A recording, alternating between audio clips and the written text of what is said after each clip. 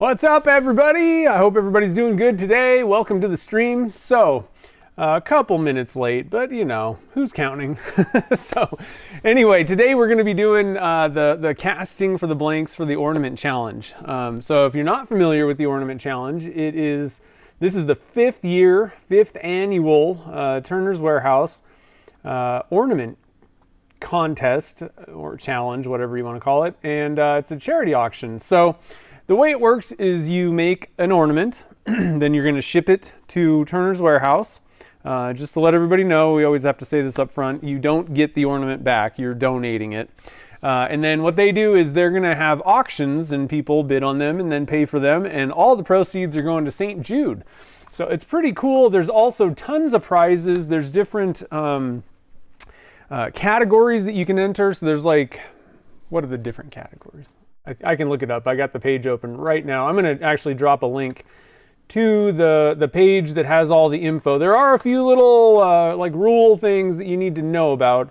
Let's see. The categories are youth, which is 17 years old and under, beginner, so whatever age, but you've been turning for less than 6 months, wood, just in general, resin, and then hybrid, and then expert/hollow form. So basically what you can do, and I think some of these, might fall under, you can maybe do one, I'm not going to say, I don't know about that. I think you can enter like multiple categories with the same ornament. You can enter multiple ornaments as far as I know. You just have to have you can enter one ornament per category. Okay, I'm sorry. I don't know the rules. You're going to have to read the rules. But you can do whatever you want, enter, and there's prizes for the winners, but of like each category, and the winners are chosen by like a impartial body. I think somebody from St. Jude, or maybe a few people type thing. So there's going to be winners chosen, winners get prizes, but then there's also just like drawings. So as long as you send in an ornament, you're entered into the drawings for giveaways, and there's lots of prizes up for grabs, which that reminds me, I need to contact Chad and Amy, because I meant to toss in a few gift certificates to my website. So anyway, pretty cool. The biggest rule on this, though, okay, is you need to make sure that the ornament, so you ship it to them, they have to have it in their hand by November 20th. Okay, so not like postmarked or you kind of are pretty close to this date. It needs to be in their hands by November 20th, which means in Phoenix, literally in their hands, so that they can do the judging and then get the pictures and get everything set up. So that's the big thing. I'd say that's the biggest issue. So what you're going to do is you go on, let's see, I did drop the link. You're going to go there, you're going to fill out, there's a paper, and this is, I guess, another little rule that you need to make sure that you fill out the paperwork with your ornament, send it with your ornament. And I think that's about it. Just make sure to, like I said, print that out. Otherwise, they don't know who you are or what category or any of that kind of stuff. And then get it to them on time. So we got a little bit of time before they're due, but we're starting to kind of get a little bit close. And then the other thing is this year they're going to be doing the auctions, I believe, on eBay. There's a eBay for charity kind of website. And this is going to be cool because I think the auctions are going to go a lot smoother this year. They used to do it on Facebook and there'd be like, 100 or more hundreds of ornaments on like a gallery on Facebook. And it was kind of difficult to navigate and keep up with what the current bid was. So this time it's going to be much easier. It's going to be on an actual auction site. So it should be pretty cool. I'm excited about it. Let's see here. Who was here first? Mike McEwen was here first. Cool. And we got Kim and Corey. And we got Brian, Carl. Homer Lex is here. Old Man River, Wurzel. Cool. All right, so for my ornament this year, Oh, and one other thing, you can send multiple ornaments. I don't know if they're, read the rules and make sure that you're following, like the rules for like entries and categories and all that kind of stuff. But if you, aside from that, you can just send as many ornaments as you want down there, and they're going to auction them, and it's going to be raising money. So either way, and then obviously you'll want to try and let people know that your ornament's up for grabs, and other ones too once we get to the auction time. So anyway, so what I was thinking this year, I'm getting into the kitless pen turning stuff, doing the tapping and threading and all that kind of good stuff with the pens, and I was thinking, I mean, you can use those same tools, the taps and dies, and you can put threads on anything. So let's do a kitless sort of, tap threads and make like a multiple piece with different blanks ornament. That's kind of, my little challenge. Now, I got to be honest, I don't know how this is going to go. Things like this, a lot of times, like I don't have like a fully pictured like what's going to happen with this thing. I get how I'm going to do the connections and everything. It's just the design, the colors. I got to be honest, I don't exactly know what I'm doing here with the blanks. So if anybody has any thoughts, any ideas, what I'm thinking is kind of like a globe center or something like that. Something kind of large. We're going to pour a 1.5 inch PVC pipe, like a stopper blank basically, for the middle. I may do a top, I'm not sure. I'm definitely going to do like kind of a large piece and then more of like kind of a finial that's going to be like a different color blank. And you can make all this stuff all in one blank if you wanted. You could even pour it. So some of this stuff, I don't know how useful it will be. I thought it would just be kind of fun to be able to utilize the same tools, and in some cases, if you're getting into kitless pen making, I mean, they're not cheap necessarily. There's more tooling. But it doesn't have to be only specifically for pen making. You can do whatever you want. Put a tenon on something, tap the threads on there and make a hole, and you can connect lots of different things. So I was thinking this might just give you guys some ideas of other things, whether you do this for an ornament or for a box. It just depends on the size of the threads, what you're trying to do with everything. But it might bring up some ideas of how you can utilize these same kind of tapping and threading, methods for different stuff. So we're not doing anything with COVID on this thing. No thanks. COVID is over. That's behind us. Enough. So, I'm thinking like one of the things I want to mention is I'm probably going to make a few. I'm not going to just make like a blank for the middle and a blank for whatever. For the finial or the bottom part, I'm thinking we can probably just get away with a pen blank.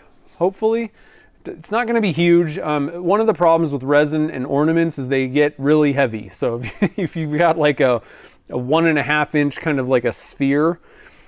Sort of thing. I'm not going to make a sphere, but that type of a thing, like a bulb, it's going to be pretty heavy. Resin's heavy, and so it's going to kind of weigh down. So I don't want to make a gigantic ornament. That's why I'm kind of thinking maybe we won't even do a top part. But you could connect as many parts as you want. I'm thinking I'm going to start off maybe with just 2 parts, just to make sure that I can kind of get through this and everything works. But what I was going to say is I'm going to make multiple blanks, because what I find for me is when I have kind of a nebulous idea, like I said, I understand how the parts are going to go together, the tapping and threading and all that kind of stuff. That's not going to be difficult or anything. That's not a big deal. The problem is the colors of the blanks and the way that I'm doing this. I've never done it before, and a lot of times I need to totally fail on the first try basically and just do it, see what's going on, and then I have to go back to the drawing board, and the next iteration might be a lot better. So that might be the case for this. So I'm going to make a few blanks just to make sure that I have a couple other, if the first one doesn't go very well and it looks terrible and I'm like, I'm not auctioning that thing, I've got something, in my back pocket that I can redo just in case even if something, messes up, something goes wrong, especially if you're making little finial kind of parts, those things snap. Resin doesn't have as much, like tensile strength as wood, and so I don't know if that's the right word, but it can snap very easily, a lot easier than wood. So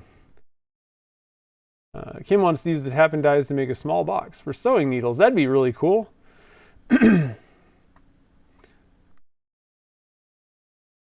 Let's see here. Yeah, well, I know that COVID's still out there, but I'm not. We are done messing with COVID things. I don't think anybody wants a COVID ornament in 2023. Maybe in 2020 that would have been something I would have done. Let's see here. So what I was thinking is I want to go for one ornament, and this is part of the reason that I want to make multiples. One of them I want to try to go for kind of a clear type of a deal. It would be great if I could I was thinking like a snowy scene, but I also have these little, I don't know if this is going to work at all. Gretchen got me these. These are little tree glitter things. I don't know if you can really see those, but they're little trees in there. They're pretty big and heavy, so this is going to be one of those things that we're going to have to wait till it's hardening almost, and then hopefully get it in the pressure pot. But I was thinking if we could get my first design idea is we're going to pour some white in the bottom. The other issue is when you're doing these tapping threads, if you're going for transparent or clear, you're going to see those threads. And I know some people can't stand them. Some people, I think they're kind of cool, but in this case, I don't want to see them particularly. One of the issues is they're usually not clear. They're kind of chunky or rough, you can't sand threads. And so that's one of the issues, especially if it's dead clear. They're not going to look particularly amazing. It's going to, you'll see the mechanical connection there, but it's not going to be super clear or anything like that. So I want to cover them up. So I'm going to pour some white in the bottom of the pipe and then pour on, and I'm going to have to do this kind of carefully because this would be a good multiple pour kind of a deal, especially trying to get a tree to stick in there. It would be easier to do it that way, but I don't want to do multiple passes, let's say, or multiple castings. So we're going to pour white in the bottom. We're going to pour clear. And what I was thinking for the snow is just to use, and I'm hoping this works, we'll see, use the macro sparkle mica powder stuff. It's the really chunky white, and just add a little bit. I'm hoping that it'll be kind of just that glittery white, kind of looks like it's snowing in there. You don't want to have too much because then it overpowers and you can't see anything. So it'll be snowfall, snow on the ground, and then we're going to try and figure out if we can get a tree to kind of hang out somewhere in the middle of that. That's not going to work. The problem is, what's going to happen is we have about a 99% failure rate trying to do this, because the way you really need to do it is you need to cast it in the white first, which I could try to do that, I guess. But you need to hold it in place while the resin cures and then pour your clear on top of that. And I'm not really set up to get this to work. The problem is I have a feeling with these types of big chunks of glitter, maybe we can get it to suspend somewhat in the resin, but the likelihood is it's going to actually just tilt, and then you got a flat tree in there, and it may not really be what we want. So I don't think I'm going to go for these types of things. Yeah, like I said, I don't really want to do a multiple pass pour because I don't want to be here all day waiting for blanks to come out. So we'll just kind of get through. We'll do a little bit of snow, maybe add some other type of a glitter. I'm going to look and see if I have any other kind of Christmas theme type things. So that'll be the middle blank. It'll be kind of a snowy scene. And then the bottom finial, I'm just thinking we can go with either one of two things. We can go for like silver or gold, like something like that, and just have a different one, or we can go for like a color, like red, green, something like that. Where do you have white kind of going on? Red or green, maybe. I don't know.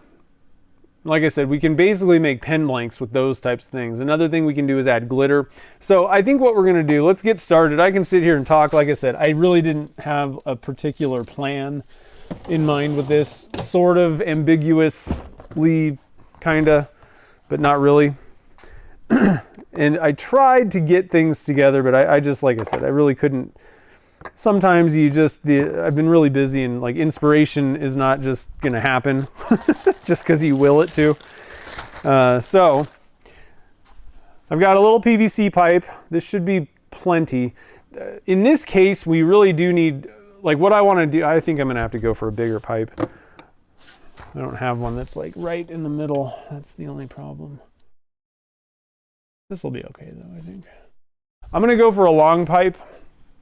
I want to make the blank longer than it seems to need to be, because what we need to do is we need to hold this thing between centers, and I'm going to have to kind of cut the thing that I'm actually turning out of both sides, kind of. The other thing that this is going to do is it'll allow me to pour a pretty significant amount of white down in the bottom, and if I have to, I can cut that off. And also have a lot of extra on the top. So it'll give me a little bit of room for work holding, as well as dealing with the white solid on the bottom. And what that's doing is it's going to hide the threads with the white, and it'll look like snow on the ground. That should be kind of cool. I don't know. Let's see here. And then I'm just going to do pen blanks for the other one. And I think what we'll do is we'll just mix up a bunch of different things. We'll use a Gatling mold. We can get 7 blanks out of it that way. I do need another pipe. I was thinking it might be kind of, I kind of like the, one thing that I haven't done is like the silver and blue, like the silver bells. Silver and blue is also kind of like a Christmassy color. Kind of a Hanukkah, white and blue, I think is that. But I think I want to do that for the other color. It's like a little bit of either white and blue or silver and blue, and then we can have a silver finial. So one of those types of things. We'll do those types of different things. Ribbon in the main part. Yeah, you could do like a ribbon. I don't really have a ribbon that's Christmassy. Oh, like a Christmas like ribbon.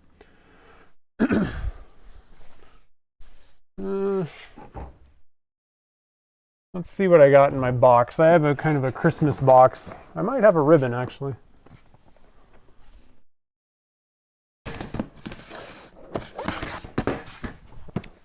Let's see what I got.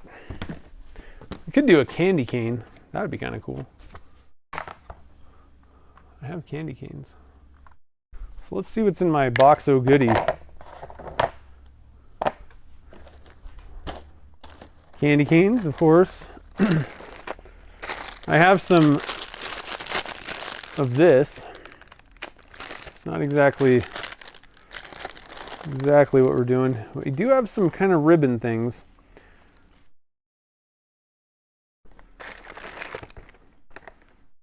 Actually, that might work. Just stick a curly hue down in there and see if it works. Maybe stretch it out a little bit. That'd be kind of cool. I don't love these because the resin is not going to stick to this stuff. And we're already dealing with stuff that, and I have like tinsel type glitter, so I don't think I'd do that. Candy cane could totally work in this case though. In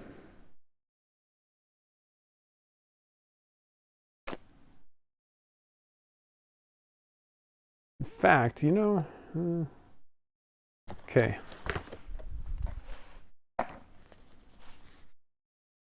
Where's my, need to get another thing.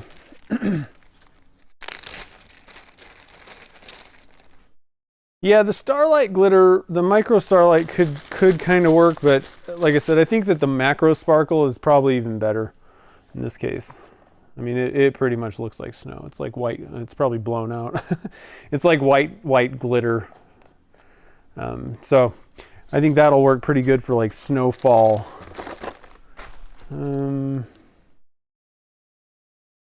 Candy canes will actually, that would be kind of cool looking. I don't know. I'm going to take out a candy cane or two and just... I might do a candy cane blank. I didn't even think about that off the bat. But I think that actually should kind of work. So I want to see, where did the pipes go? Did I lose the pipes? Did I put them back? No, here they are. Found the pipes. All right, so I'm going to go off camera real quick and spray these with Stoner mold release. This is the one that I use, Stoner. Oh yeah.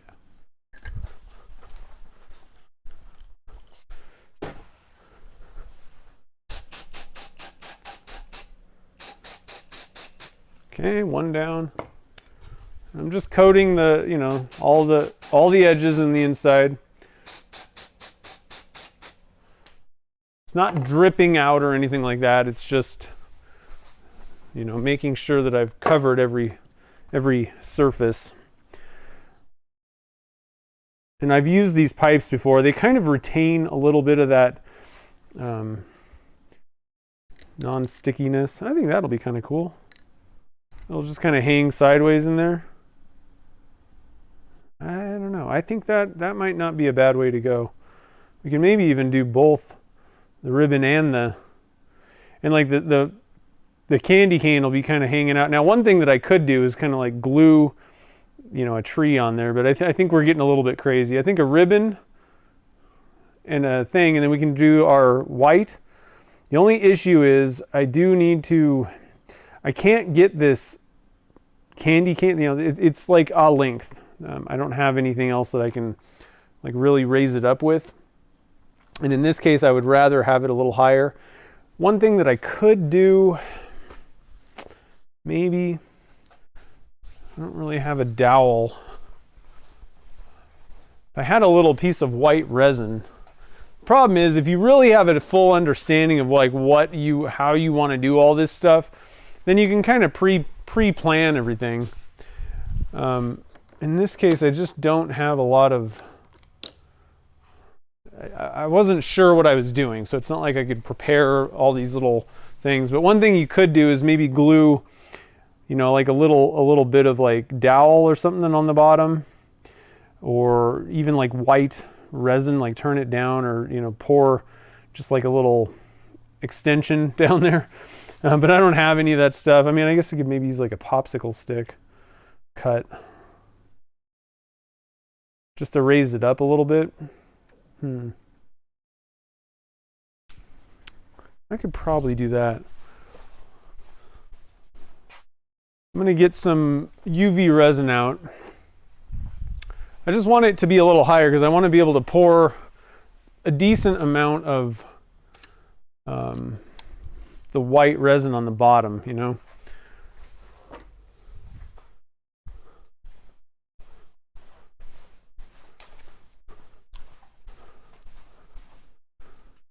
I'm hoping he won't. The thing in the back of my mind is, are you going to see this wood at some point? Because that would kind of not be awesome. I don't really want to risk that. White resin would really be a better way to do that.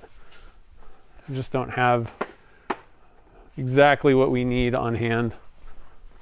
So we're just going to have to deal with a little bit less white resin than I was hoping to do. Will that be enough? I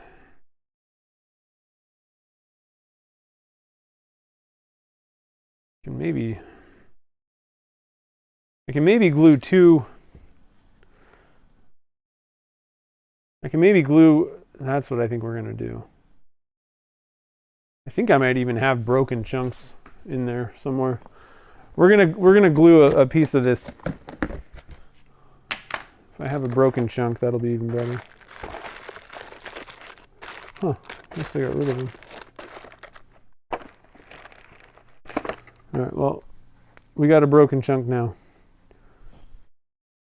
See what you guys are saying. Yeah, that's what I'm going to do, Kim, is two different ones. We're going to do this candy cane and ribbon thing.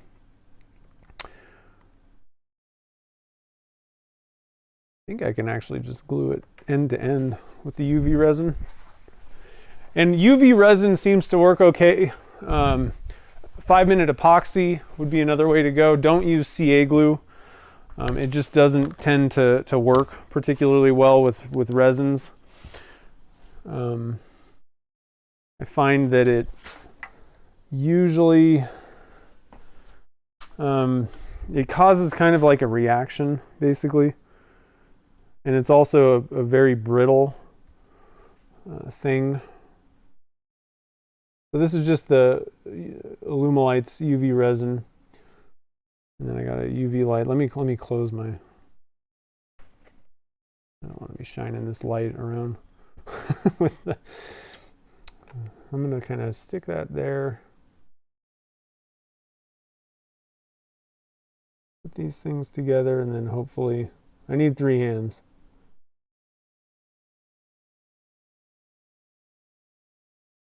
UV resin's amazing.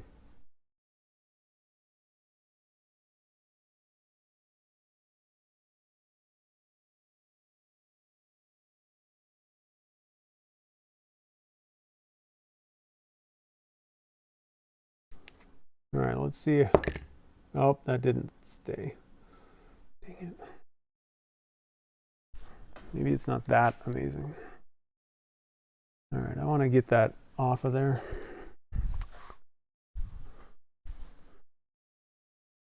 Didn't really stick to this very well.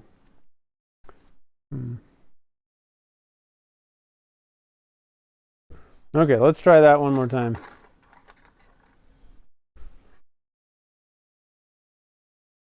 Doesn't need to be super ridiculously awesome bond, but it can't just fall apart.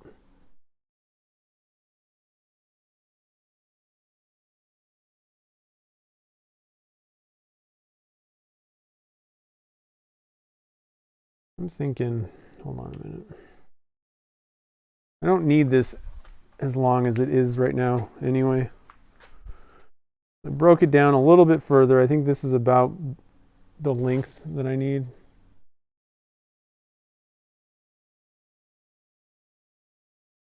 I'm just going to hold it and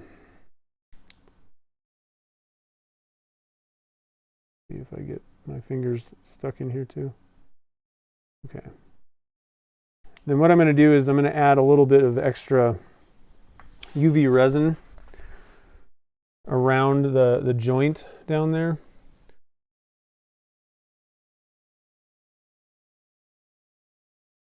Just to kind of support it a little bit more. And the beauty of UV resin is you can do, oh no, this is just not working.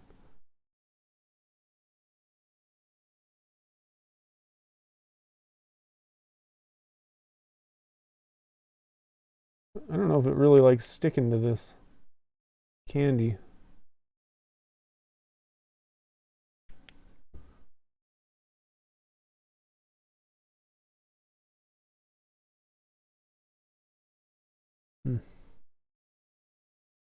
Well, it was a good idea.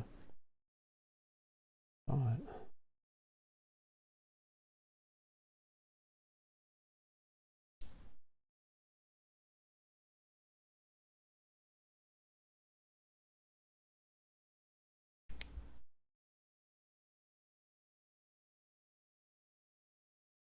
Try it again.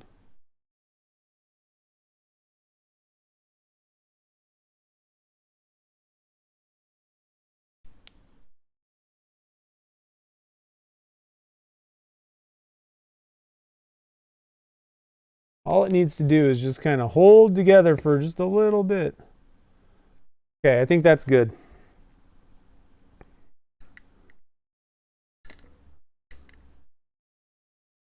Now we got a little bit longer candy cane.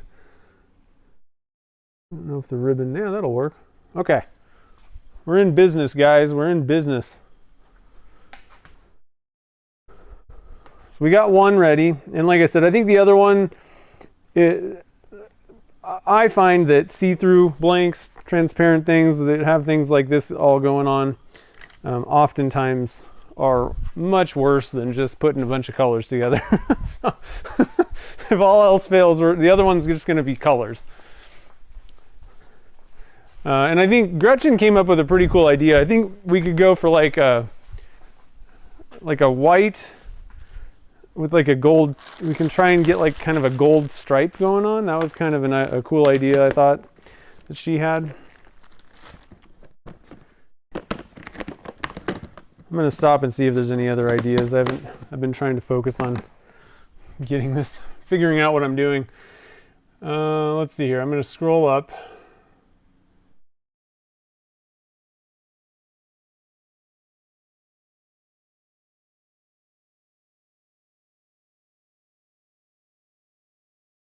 Yeah, but if you paint the stick white and then you turn into it, then it's still, I'm not really worried about it being able to be seen. I would just cover it. But if you just paint the stick and then end up, what I was worried about is like if it's the bottom of this blank, I wanted to kind of possibly come in, you know, it would be like a bulb and then I would be cutting in on it.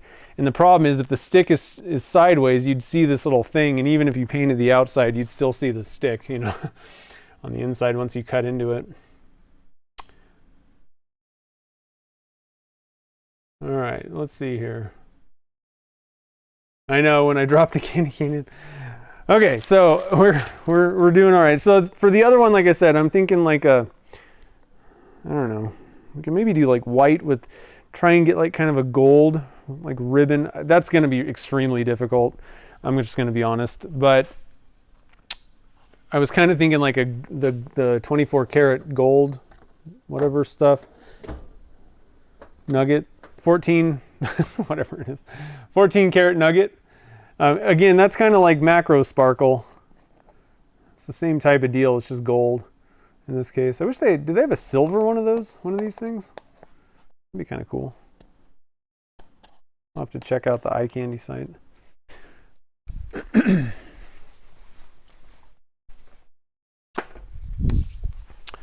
Okay. Our candy cane's still holding on. Hanging tough, as they said in the 80s. All right, so we got 2 pipes, and we'll just do these 2 first, and then we'll do the pen blanks size ones.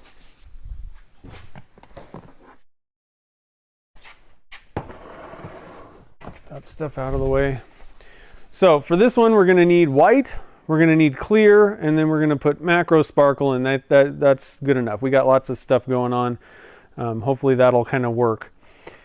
And then for the other one, what are you guys thinking here? Yeah, Michael. That's true. What I was thinking is we can maybe do like white and then dump some of this 14 karat nugget.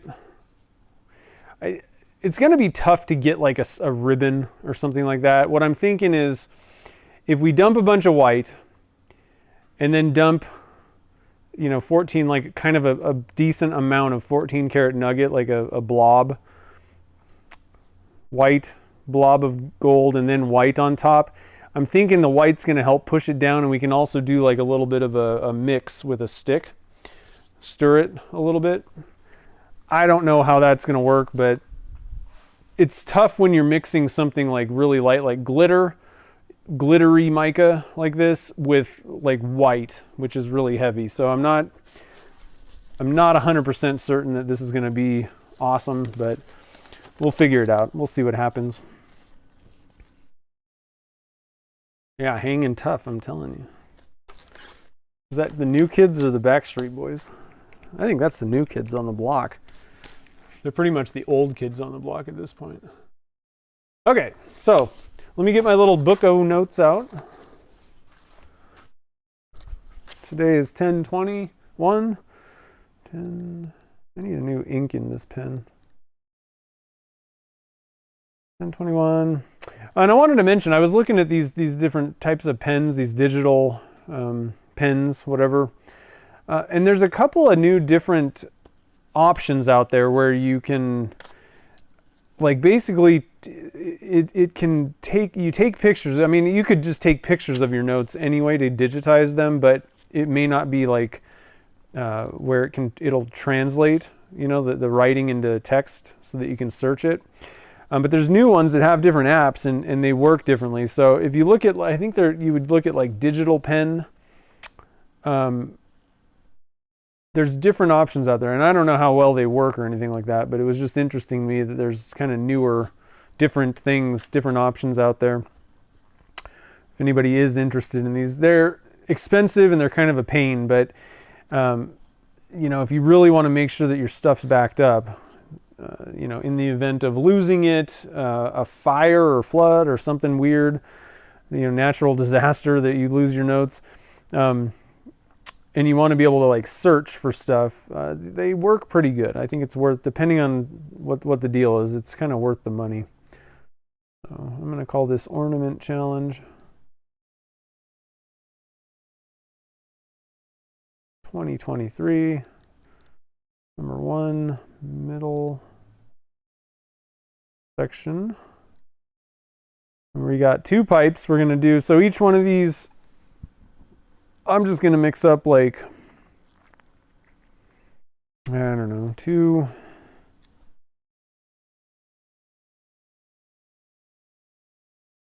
200 to 230. I'm not sure. Let's just do 220 for each pipe. And so the first one's just, let's see here. The first one we need, which would be the candy cane one, we're going to need some white. The tough thing is estimating exactly how much white that I really want on that. That's almost a little bit too long, but with that extension, I should have thought about that a little bit more. Because what I want is the candy cane, the original one, to be kind of stuck down into the white, but then coming up out of it.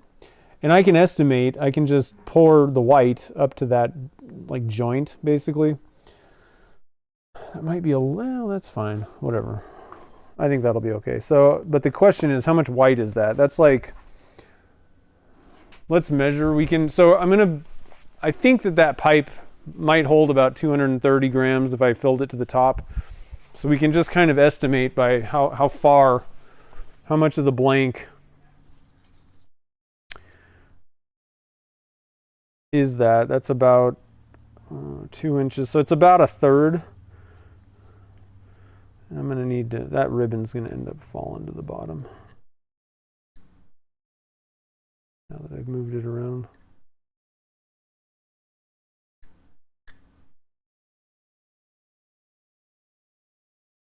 I'm going to drop the ribbon in a little bit later.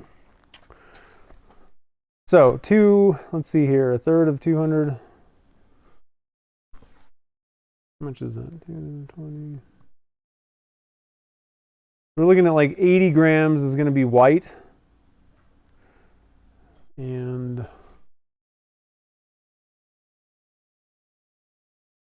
$140 is going to be clear plus macro sparkle. Sometimes they call it macro pearl, but for the P-Town they call it macro sparkle. All right, so for the second one, we're going to go with white, which is going to be the majority of this blank. I mean, it's going to be even more than like 2/3. It's going to be more like 80%. 0.8 times 220. We're looking at like 175.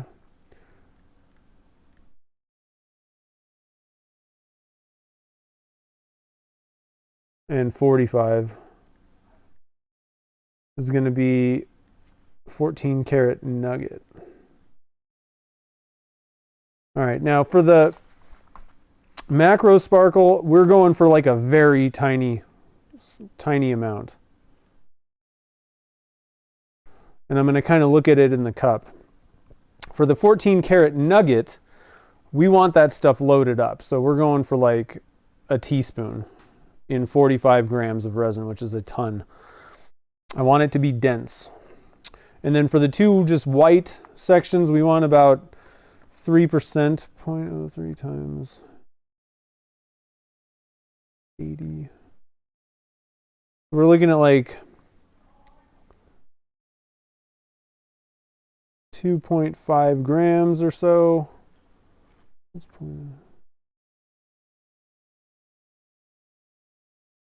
In fact, I'm just going to make it 3 grams. It's going to be very white.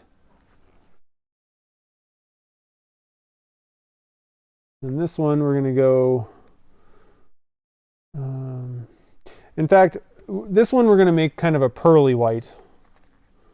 We're going to go with,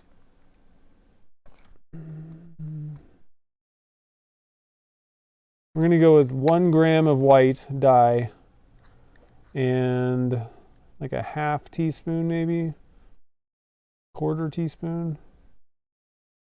Let's try a quarter teaspoon, see how that goes, of the micro pearl. Not the macro this time, but we're going to go with the micro and see what that looks like.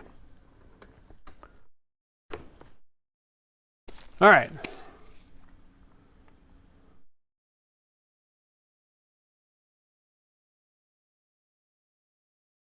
Pumpkin patch, that's fun. Oh, nice. I'll have to check out the, he said he sent pictures. That's cool. Check it out. Check it out. What's NKOTB? New Kids on the Block. I see. Okay. All right. So we got a game plan. We have a plan, guys. So we're doing, let's see, we're going to mix up 440 grams total. We need 80 grams for white. And that's just going to be white. 140, let's see here, so 140 is going to be clear plus macro. And I'm not going to, I need to kind of sneak up on that macro sparkle. I need to see what's going on with that. So I'm not going to add it beforehand or anything like that. I'm going to leave the other white in the cup. I'm going to mix that and pour it from the mixing cup. So we'll do that at the end also. And then we need 45 grams of the 14 karat nugget. We're going to do a teaspoon. And in this case, I can actually just pour it into like a little mini cup, little paper guy.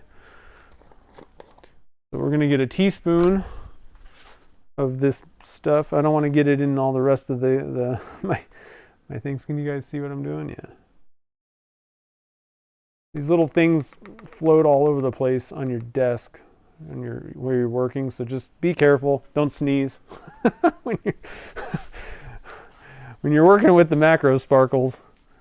You don't want to sneeze, and they're going to fly all over the place and stick, but you want to try to sort of avoid getting them in every cup on your desk, because they will. Where's my, oh yeah, there we go. And they'll get all over your hands and it's crazy. Okay, so let's see here. Now, greatest tip ever is have a Sharpie by where you're doing. So we're doing 45 grams in that one. We're doing 80 grams. And this is going to be white, 3 grams of white dye. This one's going to be 140. 140 clear plus macro. Okay. And then in the mixing cup, we're going to do the white with the micro pearl. Okay, so we got our stuff. We got a game plan. Let's mix some resin up. Let's do it. 440, we need a nice big mixing cup.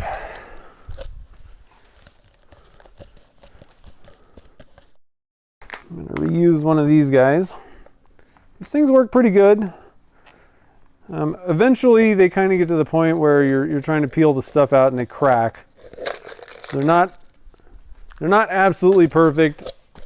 They do seem to kind of work a little bit better to get clean. Just tiny bit better than the paint mixing cup. So I don't know. Unless I kind of like the shape. It's going to probably make the resin a little bit warmer, depending, because it's a kind of a smaller bottom than your quart mixing cups. So there are some advantages to these things. I don't know that you need to go run out and buy them necessarily, but I'm pretty sure I have a link in the description to those things. But paint mixing cups work just fine too. Okay, so let's get these things out of the way. We zeroed that guy out. So 220 and 220. We're doing alumilite clear slow. So 220 grams of that.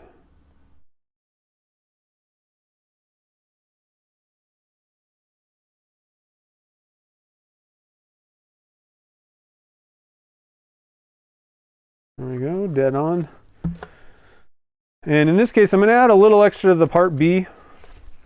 Once again, I always have to disclaim, you don't want to be messing around with your ratios, but if you're doing pouring, and some of this is going to be dead clear, I recommend adding a little extra part B when you're using alumilite clear slow.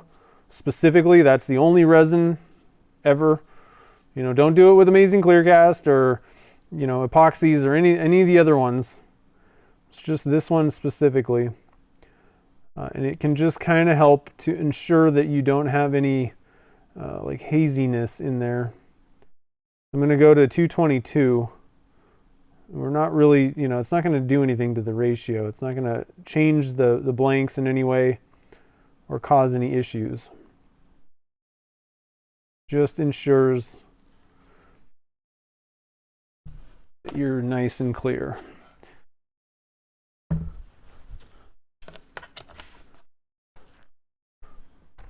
Okay.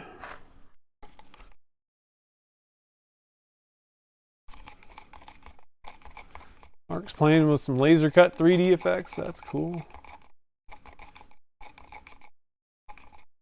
Cutting pockets instead of cutting through some heart thing in the way. Putting in a backer. Oh, okay, cool. What else is happening here? So Kim's working on seam stitch rippers and needle threaders.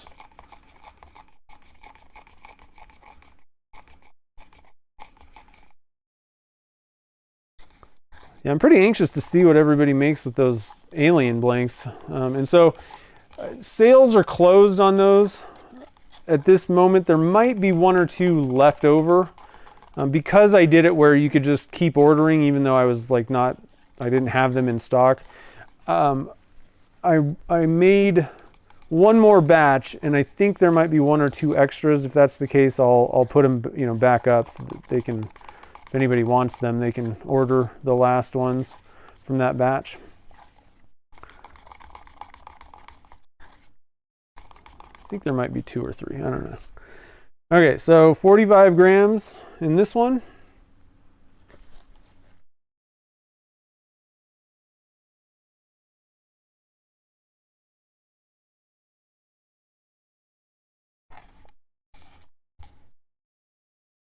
And then we need 140 in that one. Nice to have everything labeled, so I don't have to think about it while I'm doing this.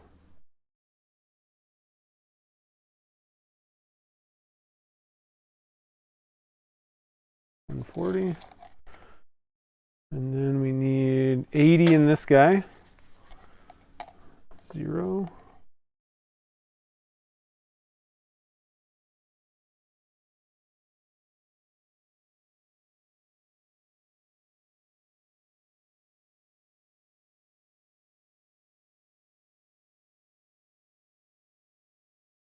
All right. And then in the main mixing cup, we're doing 1 gram of, well, let's see. Okay, so we got this one sitting here. 80 grams. We're doing 3 grams of white in this one. No, none of the pearl in this one. We're just doing stark white.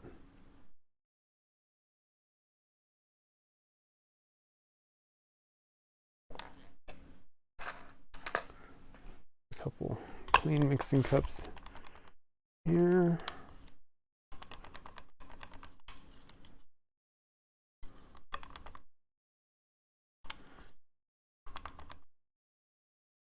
Okay.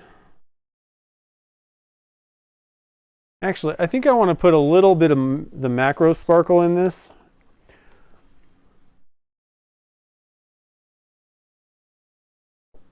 Come on, get out of my way.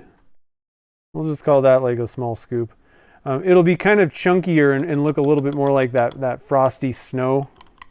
Hopefully, I at this point now I put so much of the dye in, but I think it's going to have just a little bit of sparkle to it, so it'll kind of look like that icy kind of snow. That'll be cool. I didn't really want it pearly though. The other one I do want pearly. So we're getting a little crazy, guys. Very specific. Okay, so this one was 1 gram. 175. 1 gram of white, 1/4 teaspoon of micro.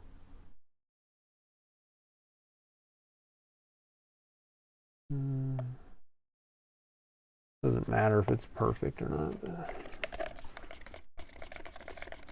We'll add that.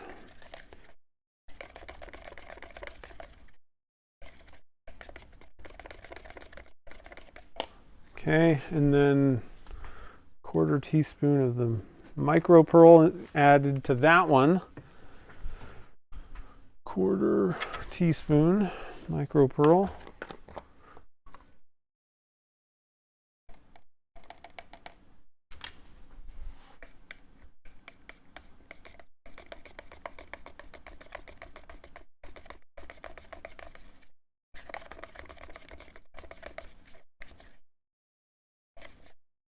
The micro pearl's a little bit kind of, it's very fine. It's almost, it looks like powdered sugar, and it tends to be clumpy. So make sure that, you know, you're kind of stir it up, let it sit for a little bit, and any clumps usually will kind of float to the surface. It's generally going to take a little bit longer than most of the mica powders that you're used to using. But it really does give you that really good pearly, it looks like just like a pearl. Very, very good pearl color. And we'll use a little stick and we'll get our gold stirred up. That's pretty thick and chunky. That's what we want.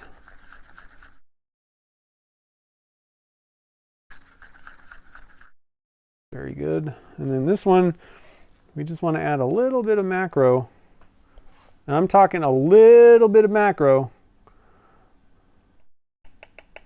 because we just want an effect. We're trying to get little snowflakes happening. That's it. So just a very tiny amount. Tough part is there's lots of bubbles that got kind of messed up. So we're going to add just a little bit. We're sneaking up on this guy. Ooh, yeah. Hard to tell. There's a lot of bubbles in there, but... Oh, yeah, okay. Yeah, that's looking pretty good, I think. Like I said, it's really, really difficult to tell what's actually happening in this cup, because there are, like, bubbles going on. I think I'm going to go for one more little thing, and this is going to have to be like a case-by-case basis. I don't know how to specifically recreate that. Oh, there we go. That's looking good. I think you're going to have to kind of do it on like every single time, you know, just kind of see how much, because I can't quantify whatever I just put in there. And that's okay. It's not a big deal.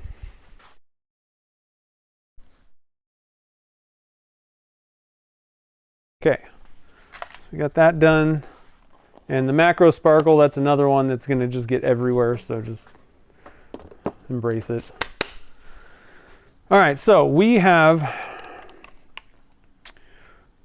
going to have to wait for these guys so we can mix them a little bit. This one I can pour in right now. It's not dependent on anything, and I need to get it to, you know, a certain level. So let's see how I did estimating this. And I want to kind of pour it carefully and just get it to the bottom of this mold.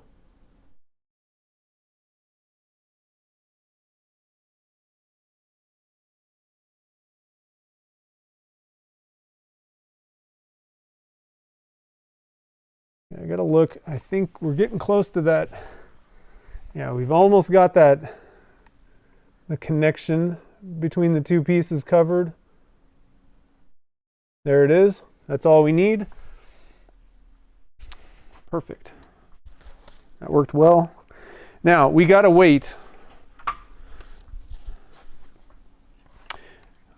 because I want to pour this very carefully. We're only at like 87 degrees in this cup, maybe 88, 89. Probably going to be waiting until 100 and something in there. See what we got with this gold. Nice thing is, one thing also, so you know, we talk a lot about like the temperature of the resin for swirls and things like that. One other thing that you can also do to help keep colors separated, like if you're just going to mix like 2 or 3 mica powders, so the viscosity of the resin, which also is what the temperature is kind of calculating or looking at a little bit. The higher the temperature, generally the higher the viscosity is going to be, or the lower, like it's going to be thicker. When the temperatures, you know, you're reaching the end of the working time, it's going to start thickening up.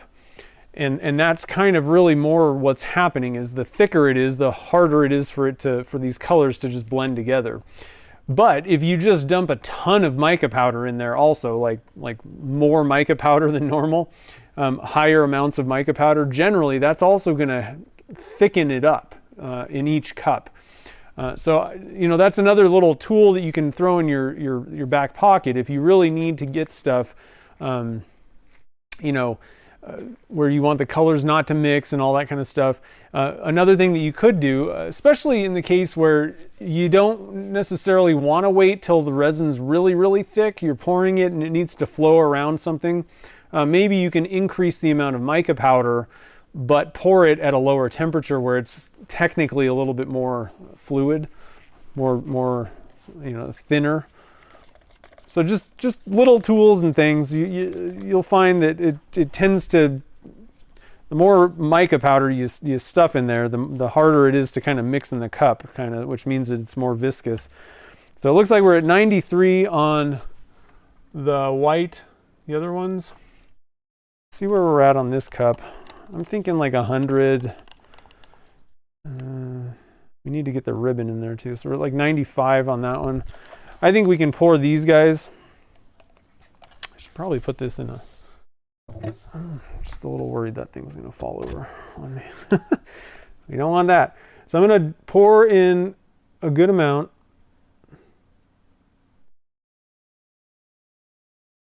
Of the white. I'm gonna carefully kind of roll this down the side if I can.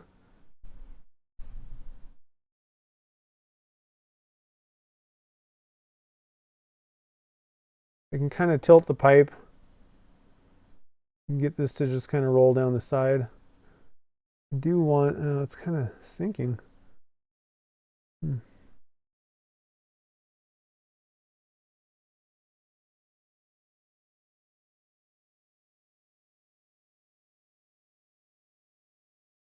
Yeah, I don't know how this is going to go. Huh.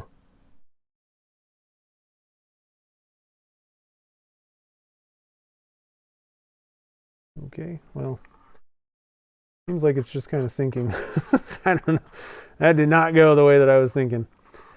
I don't think it's going to be bad necessarily, but now I got to get this white on top of that.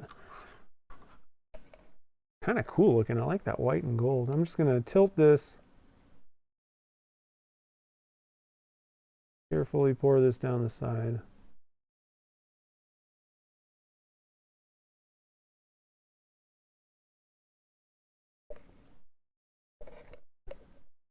Okay, that's plenty. Now I'm going to use a stick here. We're going to kind of go down in. I'm going to kind of stir this around. And I don't know. We'll have to see. Never done this type of blank before, but I think it's going to be kind of cool in the middle there where we got that. Now for this one, let's see what temperature we're at. This is pretty thick, but that's good. 102.5, that's good, I think. And once again, I don't need this stick in my way, I don't think. I'll stick that right there. I'm going to pour in a little bit of this clear on top here.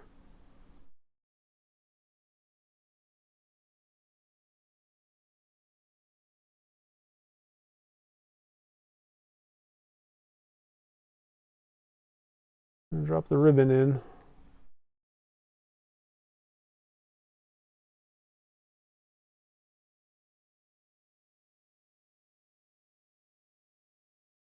The ribbon may float. I don't know.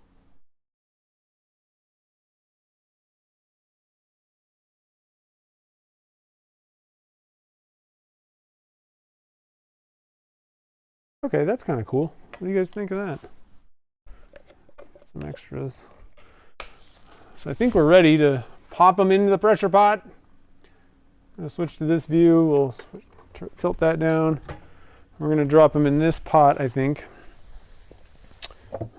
Luckily, I've got another little doodad.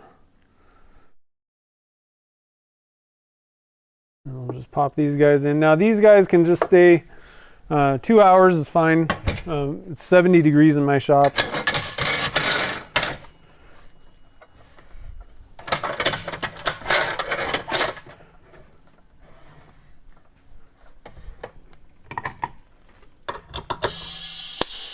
And then they'll be ready, like I said, in a couple hours. Now, we need to think about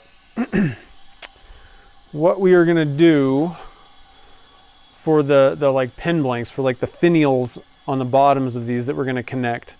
I'm probably not going to go for super thin finials.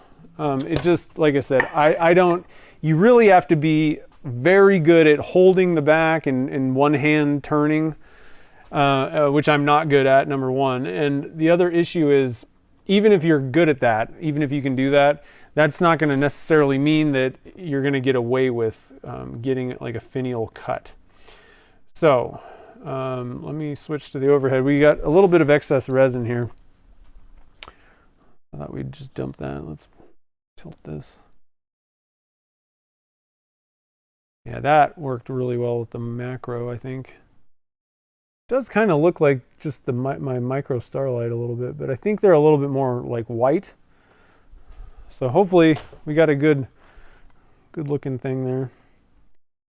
A little bit of white here. That definitely looks like that snowy look. I like that. Okay.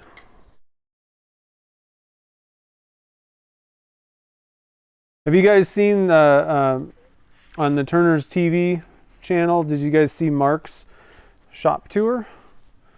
That was pretty cool. Hobble Creek Craftsman. He does some awesome work. But it was pretty cool to get to see his shop and how he's got everything set up. But then he also, they did a casting video that they released yesterday, I want to say. And there was lots of cool stuff that he had, lots of little tips and tricks in that video. So make sure to watch that.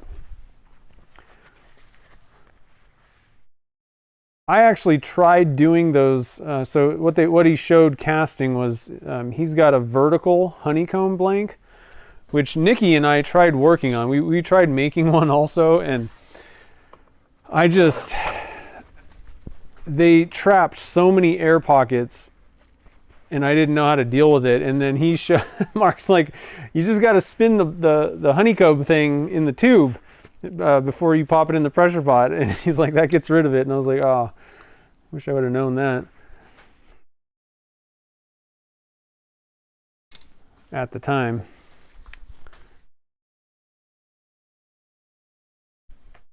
He's been casting for quite a while, actually. He's been doing stuff, back, he cast back when, like everybody was using like polyester resin and the nasty stuff. But I actually, at the Utah Wood Turning Symposium, I sat in on he did a casting demo, and it was pretty cool. Like, I actually learned some cool stuff. He had a couple of cool blanks that he'd made, like a golf ball blank, back in the day. I don't know what he turned into, but he's got some cool stuff. His shop's pretty sweet. He's got everything kind of organized pretty well. He likes things clean. I like that. He likes to, people probably laugh at me when I'm cleaning my popsicle sticks off.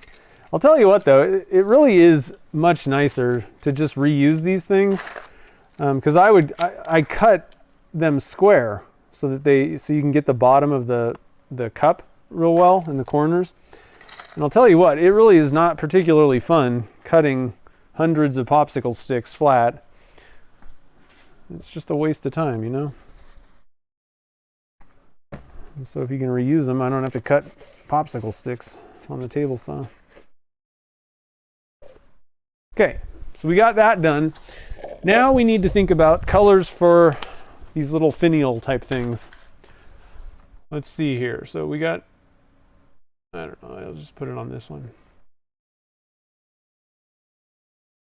Let me scroll up and see what's happening. Ah, your blanks are there for delivery. Nice.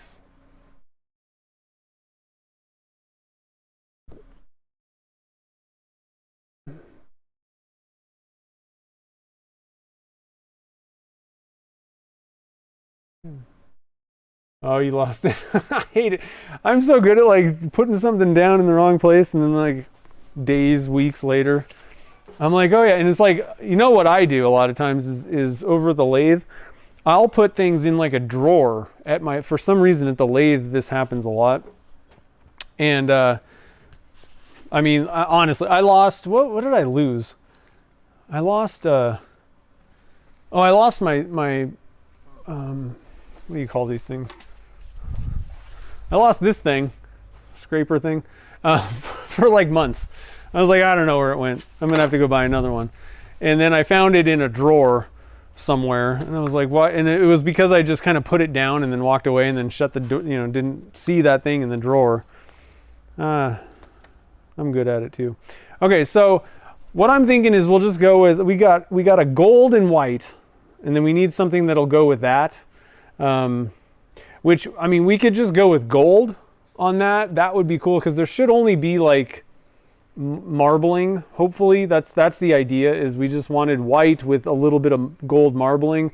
We could accent it with, you know, just make a macro sparkle blank for like the bottom part. That would be pretty cool. It would look, I think, pretty nice. I think in that case, if we went with like red or green, I think it would just be like kind of odd. I kind of like that, just tying in with the gold possibly on that one.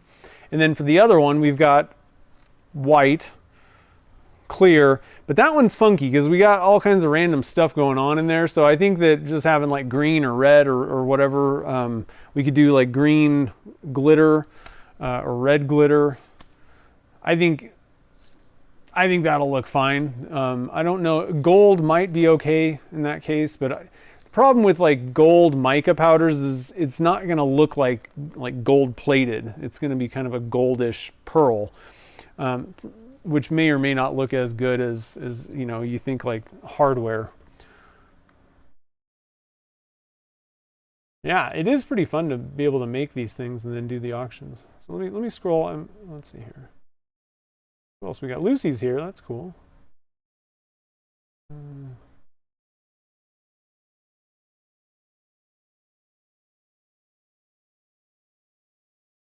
Swim some of the way? Oh no.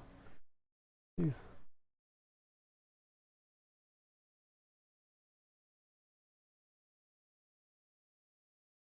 Oof.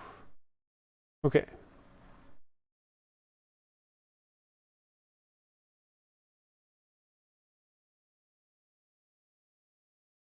All right, I just wanted to make sure I wasn't missing anything. So I think we'll make a gold blank, we'll make silver, might not look that bad. And then red and green for the other one. I think those would be pretty, I think that should be pretty good. I think we'll go with the glitter, the red and green glitter. So we'll do, and I mean, really, we only need like one pen blank for each one of these things. There's going to be 7 different, trying to think here, maybe a couple of each, because we got green, red, gold, silver. So we'll just do like 2 pen blanks of each one of those.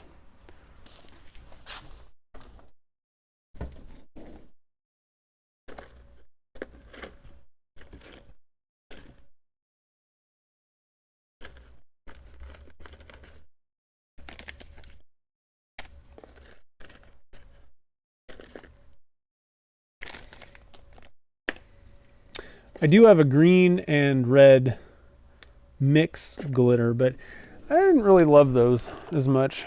I think that 1 and 1 is a little bit better. Yeah, I don't pressure the fun cups. Whatever. You know, they're not going to be perfect, but at the same time, they're not like going to be unusable. There will be some bubbles, but I already turned one, and it worked fine. I mean, it's not really, you know, I wouldn't. I'm not going to, not pressurize like pen blanks, like stuff like that, where obviously you don't want that. But I mean, for the most part, there's nothing on here. Now, I did leave it kind of a matte finish.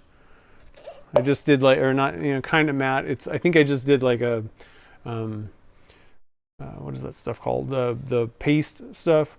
In the clear areas, yeah, you might be able to see some, like right here, there's bubbles.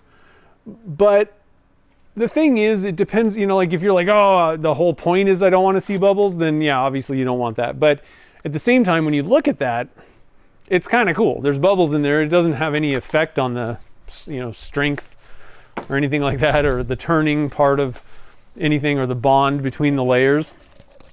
So it doesn't do anything.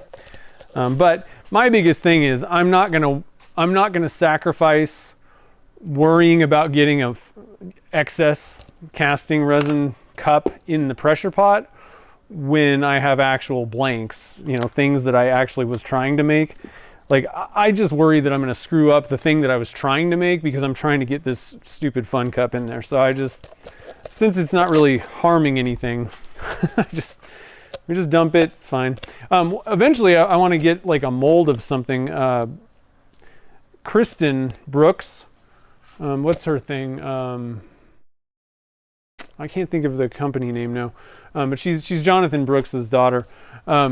She makes little skulls with her excess, which I thought, oh, that'd be pretty cool. I should like come up with something that, I like the fun cups too, but I should come up with some little, like maybe a keychain or, I don't know, something.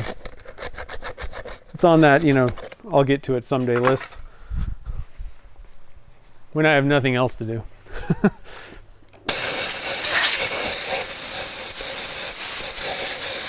So I like to get the little buttons, the little excess, as good as I can.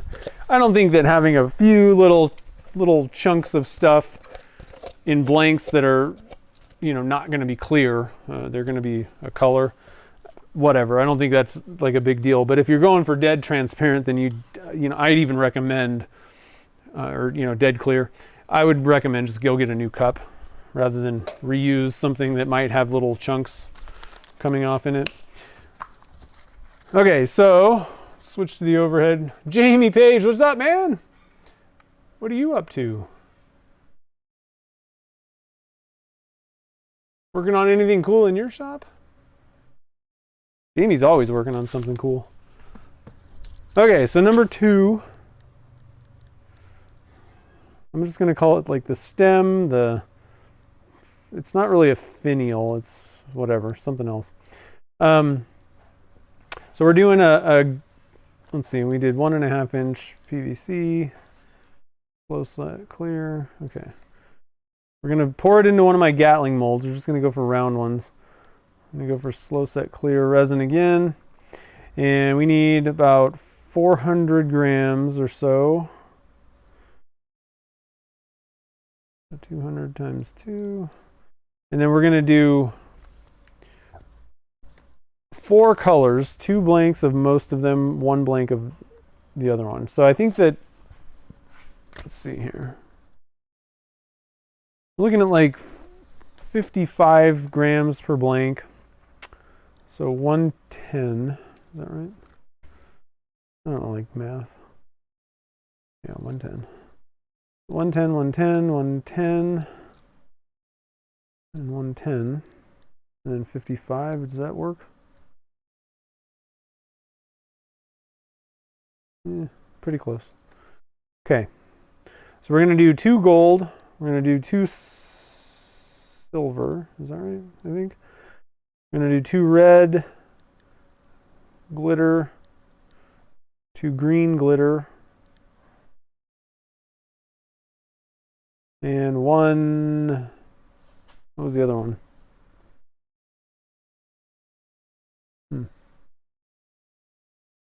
What was the other one I came up with? Or something else? Just editing. The bane of content creation. I need to turn the volume down on that. It scared me.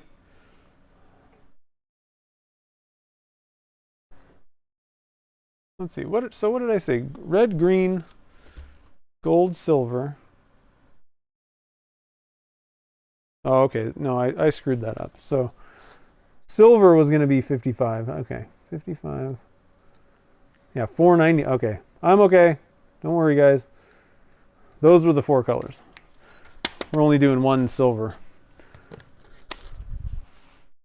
Okay, let's do this. 200 grams of part A, 200 grams of part B.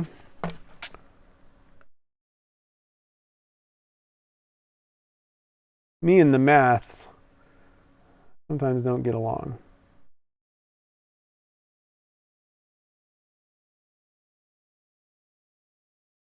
Okay, 200 grams. Before I pour the part B, 110. Yeah, so we're going to use these cups. In fact, I'm going to go a little over because I don't really want one of them. Well, we got glitter. Yeah, I'm going to add 5 more grams. Because I don't really want to I don't want to use the mixing cup as one of the cups holding the color stuff. So we're going to go with 205 times 2. I'm going to get this guy out. Okay. Salt shaker and a pepper mill. Those are cool. I've never made one of those before.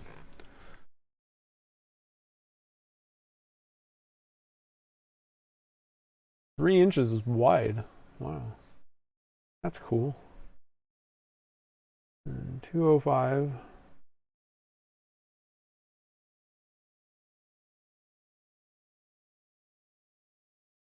Oh. Snuck up on me. Okay. What I was going to do was add some stuff in here, but that's okay. We'll get everything done. All right, so for the gold, we're going to add the 14 karat nugget. I should have added this all to the notes.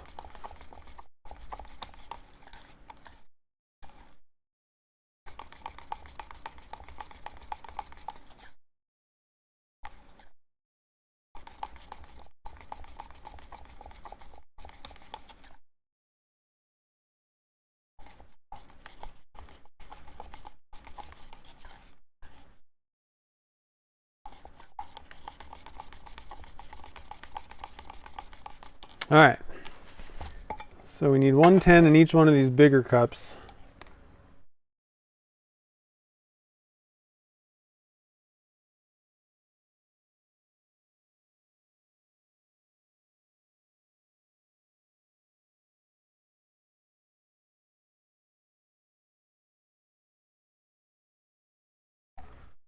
Okay, 110.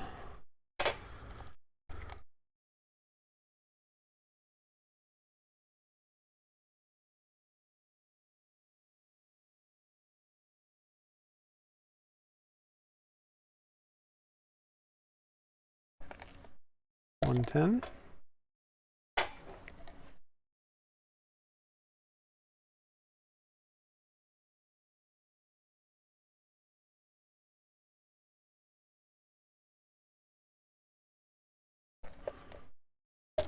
110. And then this one's going to get 55.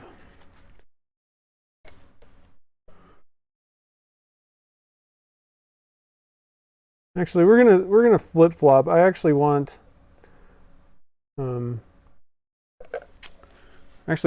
two silvers. We're just gonna make one red one.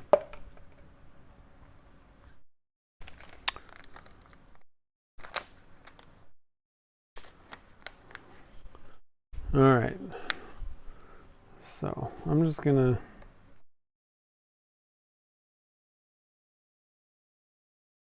dump a bunch in and see where we're at.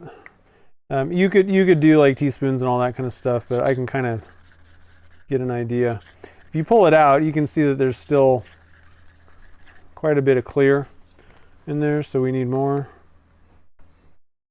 We're going to load this up. Tapping glitter might be interesting. I don't know. That's looking pretty good. I think I could probably add a little bit more.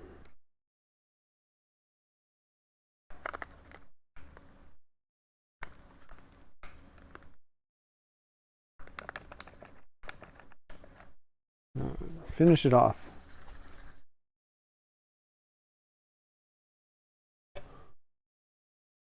We added probably 10 grams or so. All right, so we need, for the 14 carrot nugget, we put a teaspoon. I really like that in 45. So I'm thinking we need 2 teaspoons of that. Where's the nugget? Where's the nugget? There it is.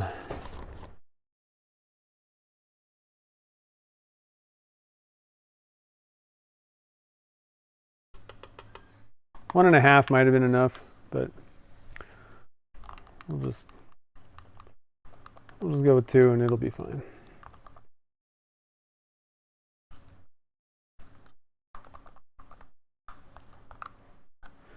Okay. Let's see. We need silver. And I'll just use the silver gray from P-Town Subby. That's a really good silver. We're going to load it up. So let's look and see what a half teaspoon looks like. I think that might be enough. I might go for a full teaspoon in this, just depending on how this really looks. Sometimes the more the merrier.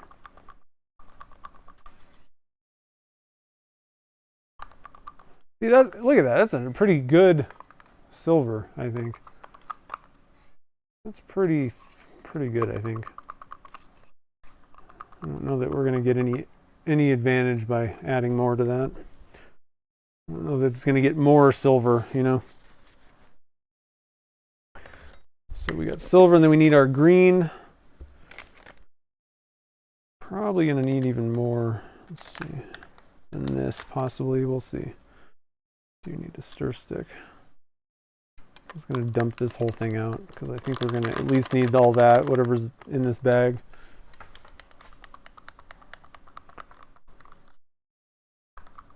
Oh, that's pretty good, actually. Not too bad. Yeah, I think that's about good. Now for the glitters, I like to wait till the end of the working time on those glitters. They tend to pack. I mean, the more that you put in there, the less movement it can even make. So that's another reason, aside from, you know, hiding tubes and things like that. It's a good reason to load them up. Because it doesn't, you don't necessarily need to wait as long. But if you don't put very much in there, it's definitely going to settle. I would probably say even this 14 karat, I would probably kind of wait on this just so it doesn't settle out as much. Silver, not really a big deal. Doesn't really matter. And we're not mixing colors together. You know, we're not pouring swirls or whatever. So we're pretty good to go on that. I'm going to wipe off this mixing stick real quick, get that out of my way, and we'll go get a Gatling mold. And for anybody that doesn't know, Turners Warehouse is now carrying the translucent version, which is pretty awesome. You can put marks on the sides. Now you are going to have to backlight this thing, most likely, to get to be able to really see what's going on. But you can, you know, if you wanted to make like a third pen blanks or something like that, or you needed some specific amount, I've been doing this for a lot of different things. I'm using marks on these blanks. I actually, on the second round, you know, the alien blanks that I was making, I really wanted to kind of limit the amount of that green, and so I was doing marks on my mold to make sure that I wasn't putting too much of that yellow-green mixture in there. It didn't need to be that much, and so it kind of helps. So it's nice. You get like a, you know, something like this, and I just backlight it, and you can actually see. Now it's, you know, it's not perfect, it's not clear, but if you put it in the back of it, you can definitely, when I'm pouring into these fronts, and I got to, you know, kind of move it so that the light is going through, but you can see it filling up and stop at a line. So it's pretty cool. Turners, I don't even have these on my website yet. So Turners Warehouse has those now. Just wanted to let you guys know that, especially for the folks that live in Arizona. You can just walk in there and walk out with your mold. And they have a bunch of pen blanks too, some of which I don't even carry on my website. They got a bunch of the Arizona, they got like all the Arizona team color blanks. And I don't even have a Diamondbacks one, they do now. I made a specific Cardinals, you know, the football team. I didn't really have one that I actually really tried to match to that.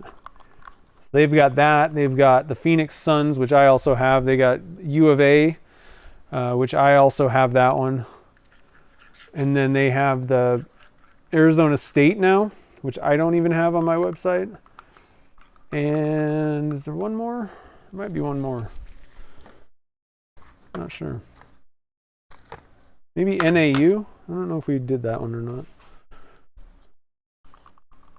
All right, so what I'm waiting for, it's about 70 degrees in my shop. That's not, okay, I don't need to wait for this one, so I'm gonna pour this.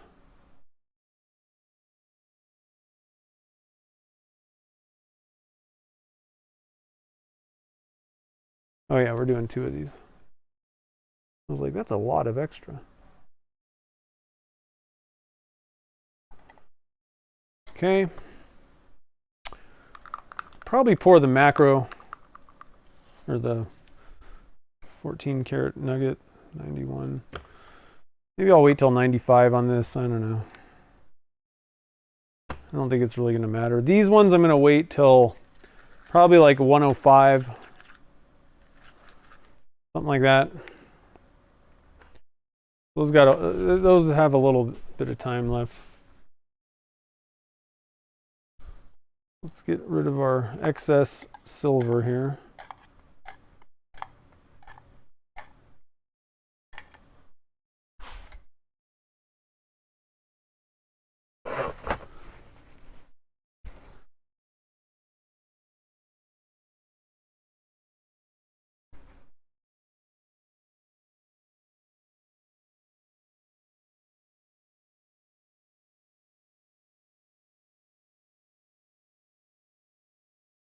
Okay. Just a waiting game now. In fact, I'm gonna flip this over. This is gonna be a crazy one. Silver, gold, red and green sparkly glitter.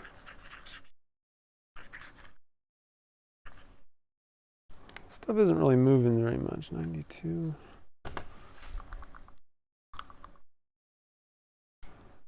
Okay, we're at 95 on this one, so we can pour that one.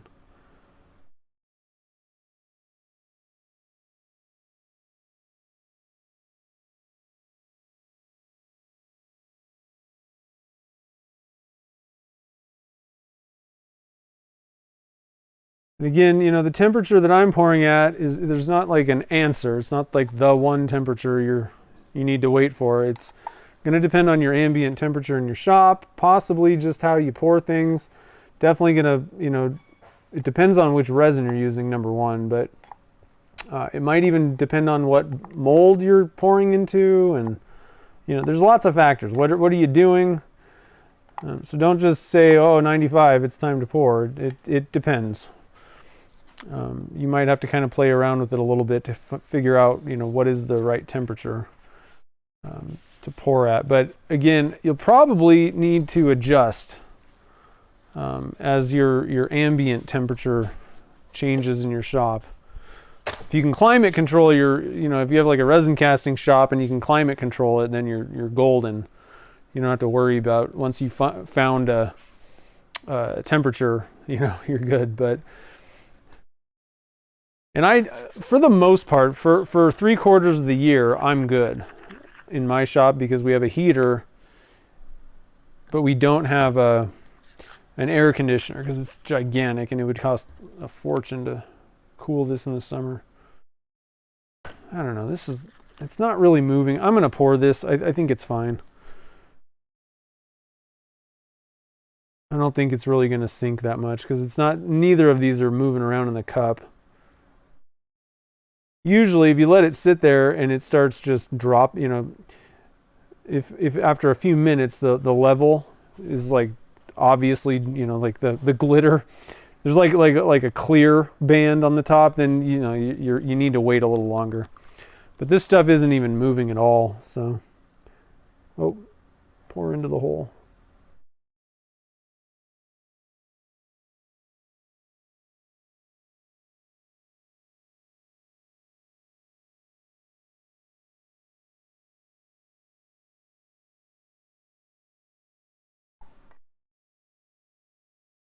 I like to overfill when I'm using glitter because the volume tends to drop quite a bit.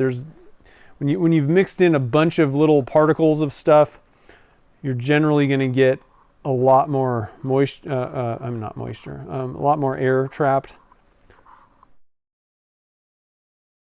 And so I find that the volume, you know, the level is going to go down further in those things where you've mixed in a bunch of stuff, little particles of stuff. Once you pressurize it, that's all those little air bubbles are going to be popped or removed, which means that everything kind of compacts a little bit. But the level seems like it's shrinking or something like that, but it's just because the volume has gone down. Okay, I think that's it. Let's get these guys in the pressure pot here. We'll switch over to the overhead view. Right there, you can see the thing. I don't think I need a... I like to put these things in little buckets. I don't know. It's not going to spill anywhere, but it's just how I do it.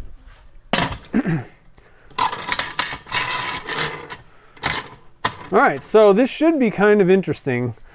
Like I said, I'm still like I still don't fully see the picture. I kind of have a vague idea, but once we get things, you know, on the lathe and I start, you know, messing around with this stuff, that's just the way that I am. A lot of times I can't see the full picture of what, you know. I have a good idea. I have something floating in my brain about what I want to do, but I can't get all the details wrapped up, you know, in my head before I just try something out. And so this is going to be one of those, you know, we got to get it on the lathe, try something out, and see what's going on. And I'm hoping that what I had in my mind is going to work the way that I want it to. Work holding, I got to really kind of think about that because we're going to need to tap threads on one end. And so that's going to be kind of hanging out there. There's no, like, I don't have a mandrel to use with those because I'm probably going to be using like a 10-inch or a 10 millimeter by 1 is probably what I'm going to use for the connection. Either way, I don't really have a mandrel. The way that I can make a mandrel, I guess. You can make your own just using like resin, you know, if you want, like especially for something like this, or even wood, really. But I can make just a temporary mandrel if I really had to. But I think what I'd rather do is just do the tapping on the one end, because I'm only going to need it on one. That would have been a little bit more problematic if I would have gone for, you know, the middle bulge part, the big one, the 1.5 inch. If I would have tried to put threads on both ends of that, then that would have been a little bit more difficult. I probably would have had to go with a 3/8/16 on one end. That way I can utilize the universal mandrel. So that's another thing, is I'm kind of trying to use some of the numbers, you know, the taps and dies from pen making, and not have to go, you know, not suggest that people necessarily have to go out and buy something new. That was kind of the idea. The point of this is that you can utilize the things that you already have. However, you might have a tap that's a 3/8/16 for your bottle stoppers and things, you know, like the project kits, and that's what this thread is for the universal mandrel. So that would have been a way to do this with the two, is go for a 3/8/16 tap on one side, mount that bobble, and then be able to do the threading on the other side, or, you know, make the threads for the other side of it, and then it would have been okay. Now, I don't have I would have had to make a mandrel of some sort if I was doing 10x1 on both ends of it, which 10x1 is pretty similar to 3/8/16. It's not that much different, but I don't know that I have a 3/8/16 die. I bet my dad has one, but I don't necessarily have one of those. So 10x1, I know I have both of them from the pen making stuff. So it should be kind of interesting. You know, worst case scenario, I think it'll be kind of an interesting project, just to see how it works. What I'm just I guess a little worried about is how the ornament's going to look in the end, because it's kind of an experiment, you know, for the most part, I would say. So I'm hoping that the end result is auctionable and cool, rather than, well, you know, okay, it was an experiment. So we'll see. I don't know. So the diameter of the blanks, the first ones were 1.5 inch, and then these guys are 3/4.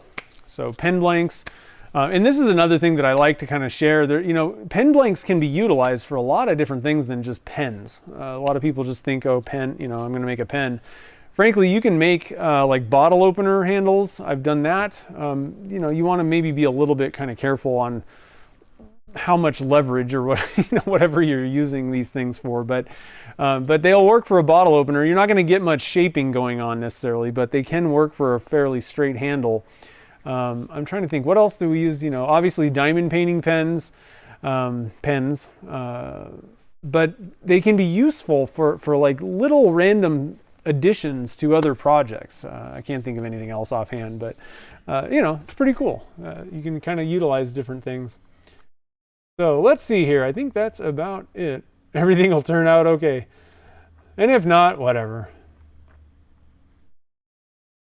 Yeah, I have a collet chuck and all that stuff for doing the pens. My problem is I've made some mandrels for the pen making stuff, and they're not awesome a lot of times when I'm doing them by hand, especially like making mandrels really is awesome if you have a metal lathe, because the way metal lathes work, they're set up to where they can run a parallel cut on the outside, like it's dead straight. Whereas I have trouble getting things perfectly straight. They're kind of, you know, wobbly-ish, because I'm not like an absolutely amazing, you know, wood turner, especially on little things like that, trying to get it straight. So, you know, if you have a metal lathe or a buddy that has one, I mean, it's just so much simpler, especially even sneaking up on certain diameters of things and all that kind of stuff. They're amazing in that sense.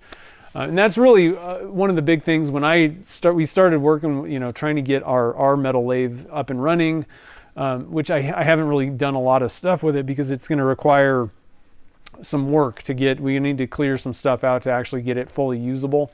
But that was actually more than just making pens. It was more like I want to be able to make mandrels whenever I want, like good ones. So that's my thing. Not to say that you can't make a mandrel by hand. They are doable. It's just I definitely find that the ones that I make are inferior to, you know, machined ones. Yeah, and you can use a metal lathe for doing it.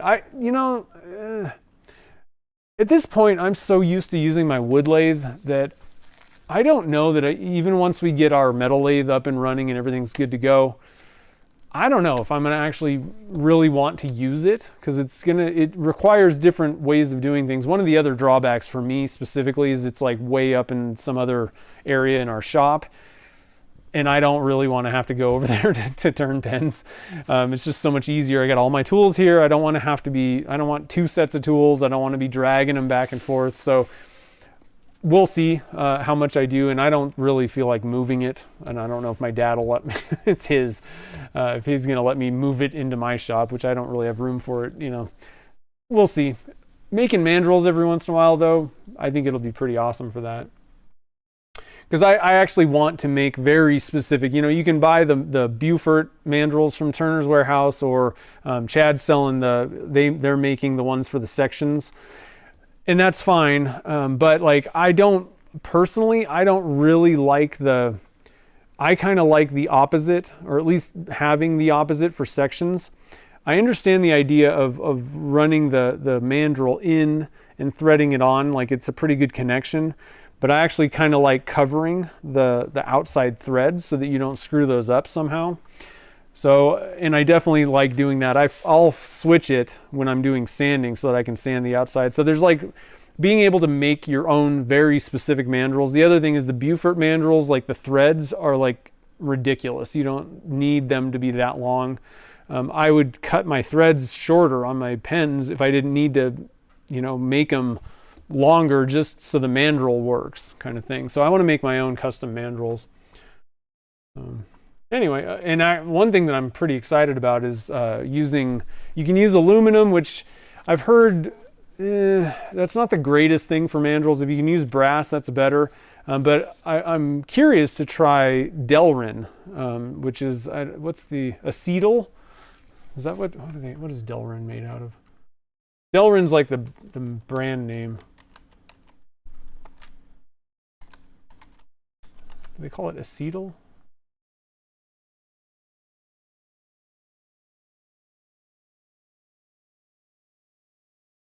Yeah, acetal, I think, is the other name for just non-branded. I've heard that that's a good material, which is kind of odd because it's just a plastic material, but I've heard it's better than aluminum, and I'll tell you what, it's a lot cheaper than either of those, than the metals. So yeah, I know. I want to be able to make my own though too. I appreciate that, Brian, but you know, we have a metal lathe. It's just I need to clear out. We've got stuff stacked, and we can't get the cross member thing to actually go all the way. And so there's just simple issues that'll take me a day to get things rolling, and then I'll be able to make my own mandrels. But it should be kind of cool. I don't know. I want to try some different stuff out, see what I can do. I even have a couple of random ideas for the sections, because a lot of people have problems turning sections. Like they're you know, the walls are so thin by the time you're done turning them, and it's such a small piece that I actually have kind of an idea that I want to play around with, trying to make it so that you don't break them. They're not as susceptible to breaking. So. Oh yeah, Chad's doing a video on making them. It's mostly, I'm pretty good. My biggest problem is I just need to sit down and get the specs that I need and understand that in my head. I just haven't really sat down to do that. So it should be cool. So anyway, well, next week we will see what's going on with these things. We'll hopefully get an ornament made on the stream next week, and hopefully it'll turn out good. I think it's tough. I may end up having to turn both of them either way, which I probably will, and send them both down to be auctioned. I'm thinking that we need to try the candy canes. That was kind of what I had in mind with the snow and all that kind of stuff. So let's try the candy cane blank next week, and then we'll have to figure out whichever pen blank to put on it for the bottom. Not entirely certain what the best one would be. Kind of leaning towards red, because that'll kind of match with the candy cane and the ribbon too. So, you know, maybe that'll be the way to go. Or we can add green and then we'll have all the colors. Who knows? So we'll have to kind of figure it out next week. But we'll turn one of those guys up and do the threading and all that kind of stuff. And hopefully we'll get something that's pretty cool. And then to be honest, I'm really interested to see how the gold turned out in that other blank too, though. So anyway, I hope you guys all have a great rest of the day. Again, go and check out the videos of Mark's shop tour and the casting that he did on Turner's TV channel. Let me go get a link to that. I should link to that in the show notes on all of them, because they're really doing awesome. You know, once, I don't know if you guys know this, but once Amy started working at Turners Warehouse, their content has just skyrocketed. And I'm not saying that Chad wasn't good, it's just Chad didn't have time. Now you have somebody dedicated to doing their content, and it's just mind-boggling how good it is. So make sure to go and subscribe to their channel. They're doing really good work. Got lots of good stuff. And obviously you guys know that Chad puts out good information all the time. So go and subscribe to their channel and check out those videos, because Mark's shop is really cool. And in that video, he shared some really cool stuff. He's got a lot of really cool stuff in his shop that you guys maybe can take. You know, I was looking around at like some of the setup stuff. I mean, everybody loves a shop tour, right? You get little ideas of how you can organize stuff or tools or whatever. But in that casting one, he's got really, really good tips on casting stuff that I haven't even mentioned, like things that I've never seen before. So go check that out, and we'll see you guys back here next week. So again, like I said, have a great rest of the evening. Thanks for joining the fun tonight, and I'll see you guys on the next stream.